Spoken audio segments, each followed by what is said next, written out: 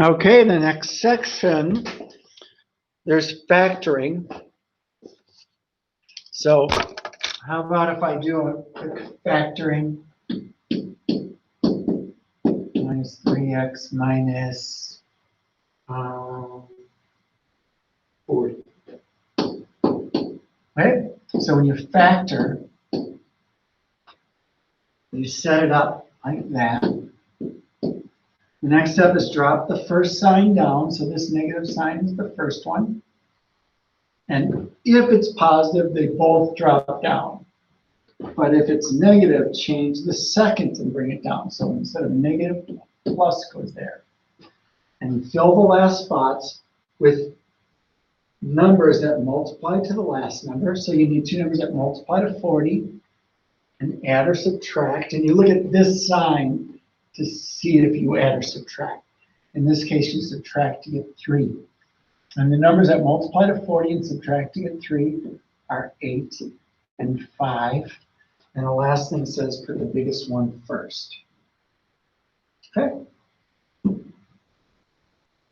So we're going to solve this by factoring. So you put the parentheses down with z here and z here.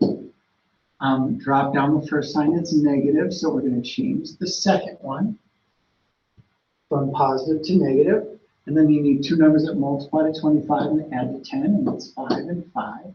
So this equals 0, right? And then to finish solving it, we need to set each one of these equal to 0. So z minus 5 equals 0, or, and the next one's the same. Actually, I don't have to solve this one. But if they weren't the same, you'd write the second equation and solve that. So when you solve this, you add 5 and get z is positive 5. And z is positive 5 is right here, and that's the only answer.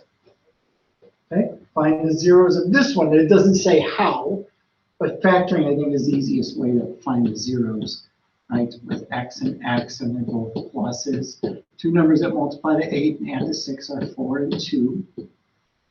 But then you have to solve to finding the zeros. Remember, we're going to set each one equal to 0. So x plus 4 equals 0. X plus 2 equals 0.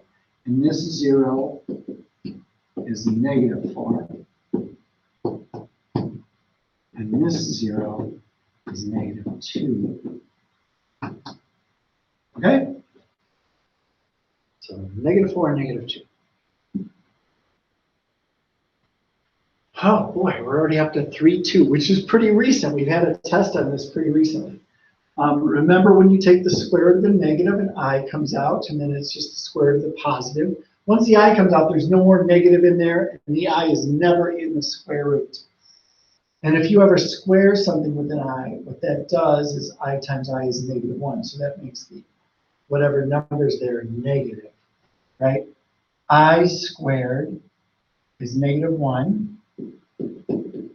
And then the square root of 3 squared is 3, and negative 1 times 3 is negative 3.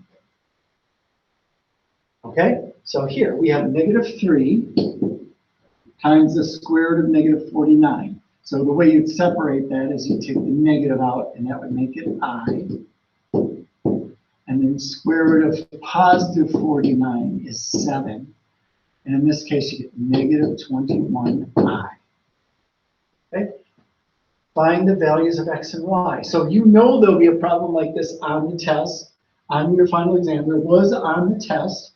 Some people still, after 3 assessments, didn't do it right. But with the equation like this, where you have a complex number equals another complex number, you set that parts that don't have I equal. So negative 12x equals 60.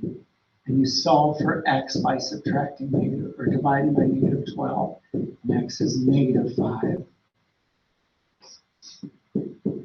And then you take the parts that don't, or that do have i's, and set those equal to each other. And you can even forget to put the i's down, because the first thing you do is solve for y, and you divide it by I, and that would get rid of it. But they both have i's, and they always do, because you grab these two parts because they both have i's. So when you put them down, just put it down without the i's, and then you can solve for y. In this case, you don't have to do anything. Add, write the answer in standard form. Standard form, remember, is a plus bi. That's standard form for a complex number. So the part that doesn't have any i's, you add those together, 19. The parts that do have i's, add those together, and you get 0, so it crosses out, and you're just left with 19. Okay, so the next one, solve the equation by taking square roots again. So you subtract 49 from both sides, and you get x squared equals negative 49. Square root both sides. And you're taking the square root of a negative, so you're going to have an I there, right? X is I, and the square root of 49 is 7.